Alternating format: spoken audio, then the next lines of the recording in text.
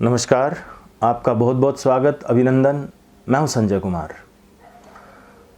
बदायूं में पिछले दिनों जो घटना घटित हुई उसने सारे देश को सन्न कर दिया। सारा देश सोच में पड़ गया, इस सवाल का जवाब ढूंढने लगा कि उन दो मासूम बच्चों ने ऐसा क्या गुनाह कर दिया था कि उनके सामने नाई की दुकान कर रहे साजिद ने उनकी बेरहमी से हत्या कर दी और उसका एक जो दूसरा भाई था जावेद, वो फरार हो गया। और लोग ये उम्मीद लगा रहे थे कि जब ये पकड़ा जाएगा तब शायद असली कहानी दुनिया के सामने आएगी और इस बात का खुलासा होगा कि क्यों इन बच्चों की इतनी दर्दनाक मौत नसीब हुई। तीसरा भी भाई था, हालांकि उसकी भी जान पर बनाई थी, लेकिन वो किसी तरह से वहाँ से बच के निकल आया। शुक्र रहा, गनीमत रही कि वो बच गया। लेकिन अब सवाल खड़ा होता है कि जब ये आरोपी पकड़ा गया जावेद, बरेली से इसको गिरफ्तार किया गया और इसने जो बताया वही थ्योरी पुलिस ने भी देश के सामने रखी। पुलिस ने बताया कि साजिद नाम का जो शख्स है ये मानसिक रूप से बीमार था, बहुत एग्रेशन में था और अपने इसी मानसिक रोग की वजह से उसने इस हत्याकांड को अंजाम दिया। मोटा मोटी ये बात पुलिस ने बताई और बाकी इन्वेस्टिगेशन की बात कही आगे कि जो बयान दिया है जावेद ने उसके आधार पर वो आगे की इन्वेस्टिगेशन करेगी। किसी को भी पुलिस की ये थ्योरी जो है गले नहीं उतरी कि भाई कोई अगर मानसिक रूप से बीमार था तो वो नाई का काम क्यों कर रहा था।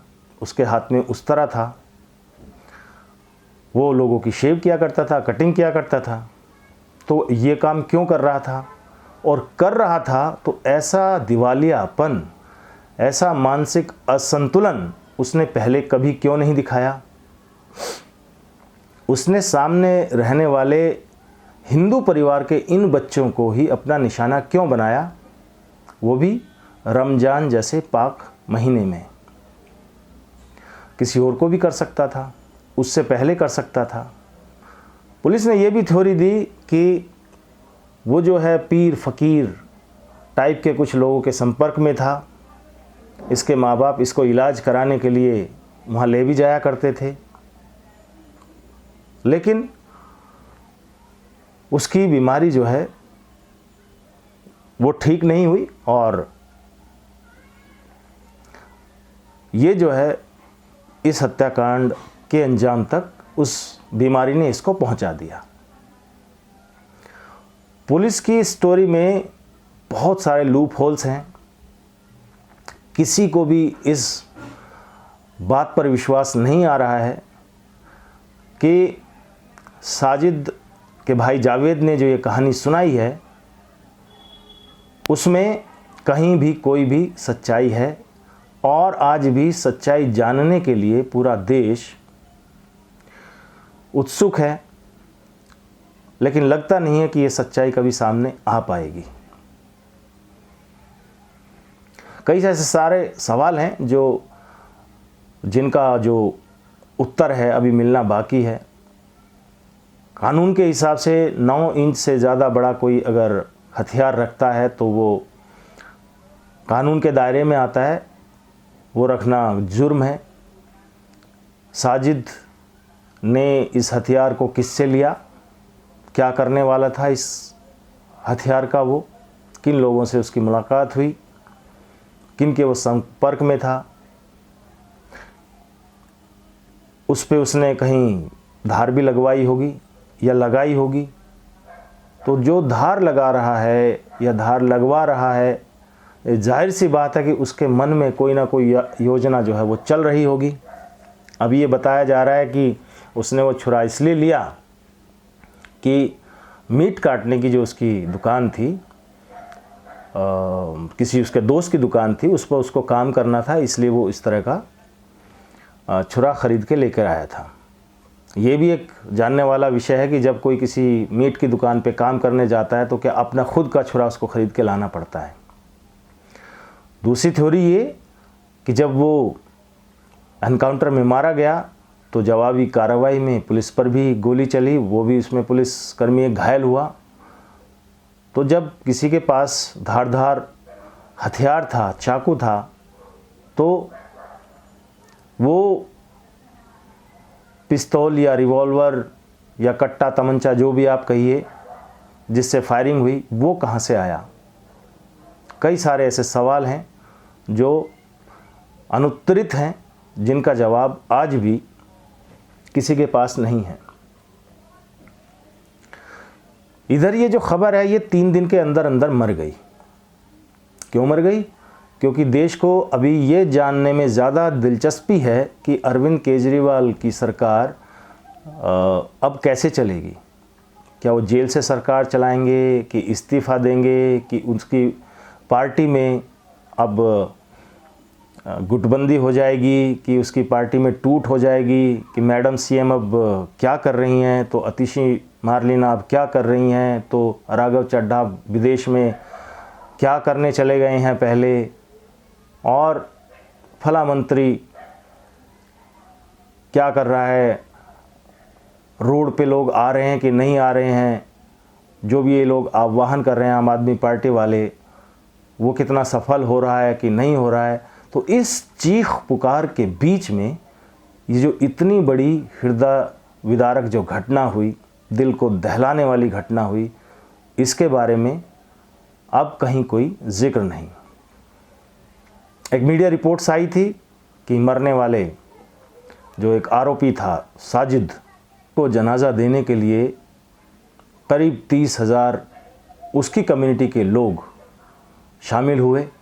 बड़ा सवाल ये भी है कि इस बात से क्या जाहिर होता है कि 2 मासूमों की जान गई और उसके हत्यारे के जनाजे में इतने लोगों का एक साथ आना क्या जाहिर करता है, क्या वे लोग उसके इस कृत्य को सपोर्ट कर रहे थे डायरेक्टली या इनडायरेक्टली, कि उसने जो किया ठीक किया।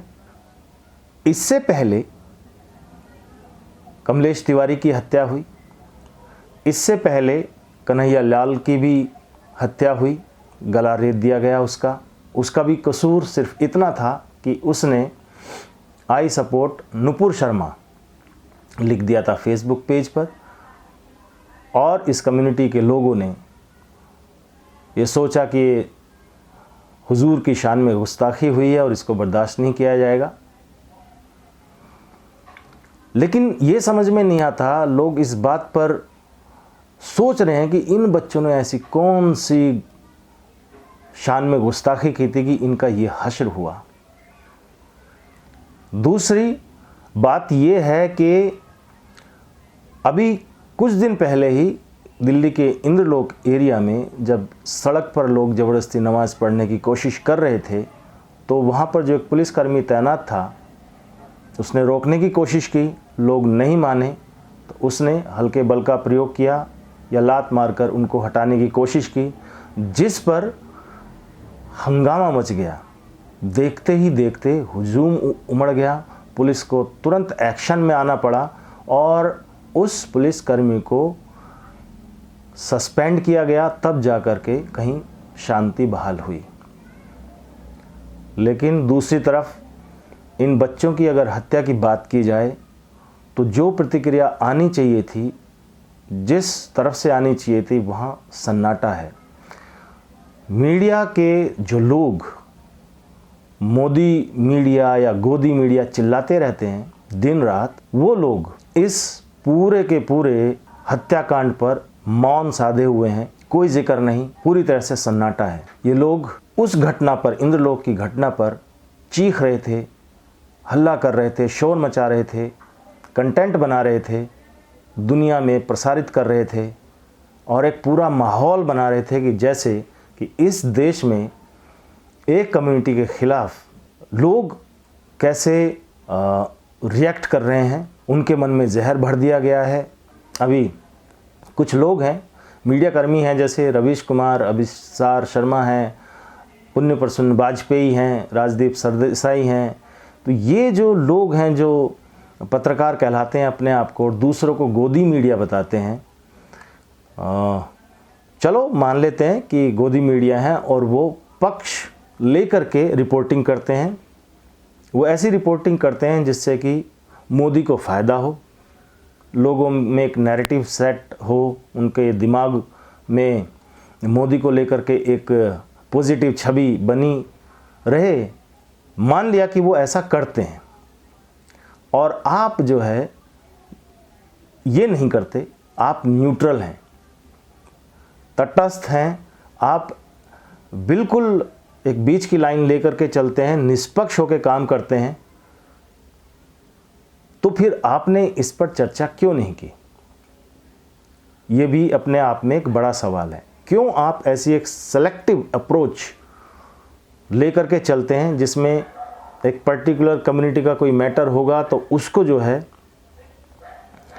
आप इस तरह से उछालेंगे, उसका जिक्र करेंगे, दुनिया में वो आपका विचार प्रसारित होगा, प्रचारित होगा। लेकिन जब दूसरी तरफ एक मेजॉरिटी कम्युनिटी में कुछ इस तरह की घटनाएं होती हैं तो आप चुप्पी क्यों साध लेते हैं? एक बड़ा सवाल है। और यहीं पर इनकी ईमानदारी पर, इनकी निष्पक्षता पर सवाल खड़े हो जाते हैं। एक दूसरी तरफ एक और है, बड़े यूट्यूबर हैं जो जर्मनी में बैठ कर के वीडियो बनाते हैं, वो भी इस घटनाक्रम पर चुप हैं। उनको इस बात की चिंता है कि भाई मोदी डिक्टेटर हैं, इस पर वीडियो बनाते हैं।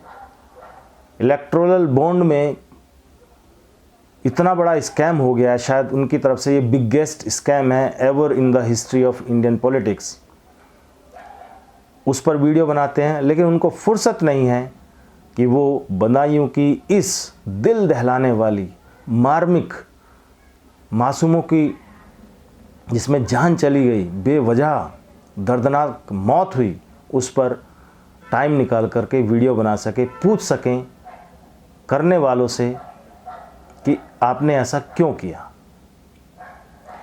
उन लोगों से पूछ सकें कि आप 30,000 की संख्या में इकट्ठे होकर के जनाजे में उसके साथ जा रहे थे, क्या साबित करना चाहते हैं, क्या दिखाना चाहते हैं दुनिया को कि हम सपोर्ट करते हैं इस हत्याकांड को, हम इनके जो जिन्होंने इसको अंजाम दिया, हम उनके साथ खड़े हुए हैं। लगता तो ऐसा ही है, शायद ऐसा ही है, क्योंकि इस तरह की तस्वीर तो यही बयान करती है। लेकिन इन पर ये लोग चुप हैं, मौन साधे हुए हैं, कहीं कोई जिक्र नहीं है। तो ये दोहरा मापदंड क्यों है? अरविंद केजरीवाल से और आम आदमी पार्टी में जो कुछ चल रहा है आजकल, इससे थोड़ी फुर्सत मिले तो थोड़ा ध्यान उधर भी दीजिएगा। धन्यवाद। जय हिंद। वंदे मातरम।